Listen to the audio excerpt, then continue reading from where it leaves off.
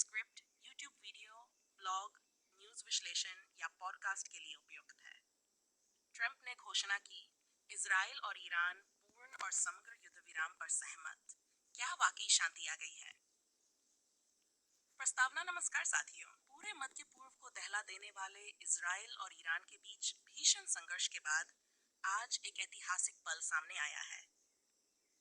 America के पूर्व राष्ट्रपति डोनाल्ड ट्रंप ने एक अंतर्राष्ट्रीय प्रेस कॉन्फ्रेंस में ऐलान किया है कि इजराइल और ईरान अब एक पूर्ण और समग्र युद्ध विराम पर सहमत हो चुके हैं। ये खबर जैसे ही सामने आई, दुनिया भर के न्यूज चैनलों पर ब्रेकिंग न्यूज चलने लगी। वैश्विक बाजारों में स्थिरता लौटने लगी और संयुक्त राष्ट्र में भी राहत की लहर दौड़ गई। लेकिन क्या ये युद्ध विराम स्थायी है?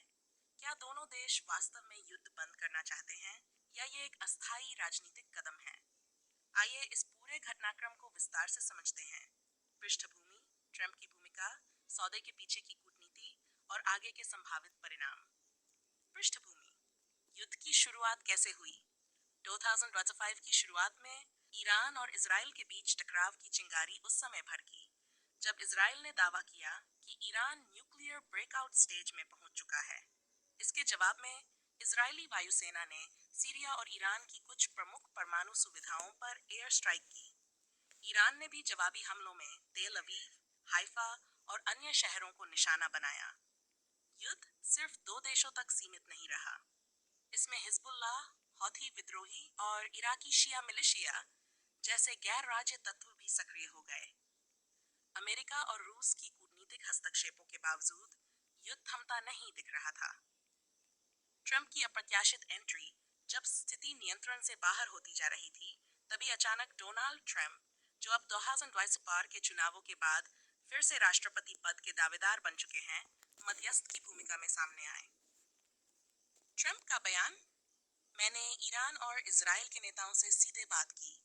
अब दोनों पक्ष full and comprehensive cease fire के लिए सहमत हो गए हैं। अमेरिका इस युद्ध विराम का गारंटर बनेगा। शांति ही एकमात्र रास्ता है। ट्रंप का यह बयान दुनिया के लिए चौंकाने वाला था, क्योंकि वर्तमान अमेरिकी प्रशासन भी इस स्तर तक सफलता नहीं ला पाया था।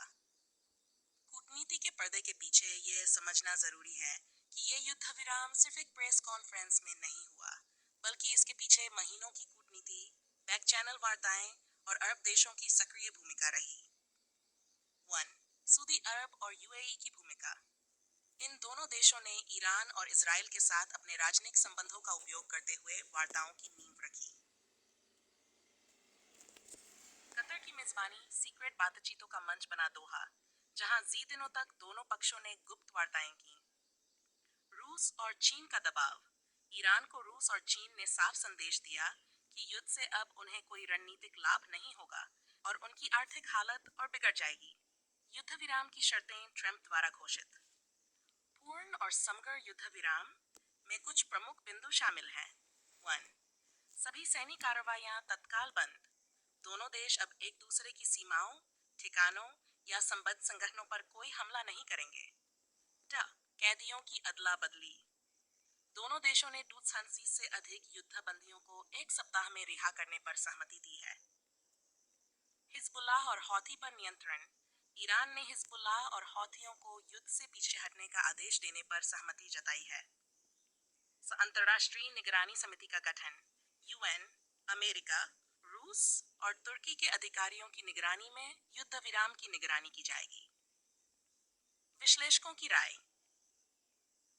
क्या यह स्थायी शांति है?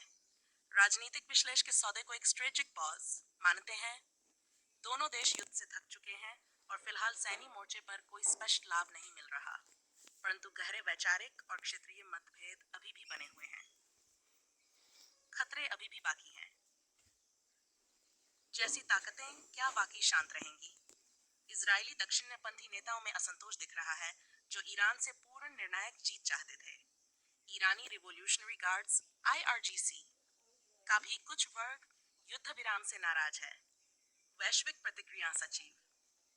यह शांति की दिशा में ऐतिहासिक कदम है। चीन और रूस, हम अमेरिका और क्षेत्रीय शक्तियों की पहल का स्वागत करते हैं। भारत, हम क्षेत्र में स्थिरता और संवाद को समर्थन देते हैं। वैश्विक शेयर बाजारों में उछाल देखा गया और तेल की कीमतों में स्थिरता लौटी।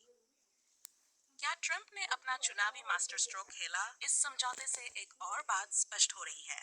ट्रंप ने ये कदम सिर्फ वैश्विक शांति के लिए नहीं, बल्कि 2024 के चुनावी माहौल में अपनी कूटनीतिक योग्यता दिखाने के लिए भी उठाया है।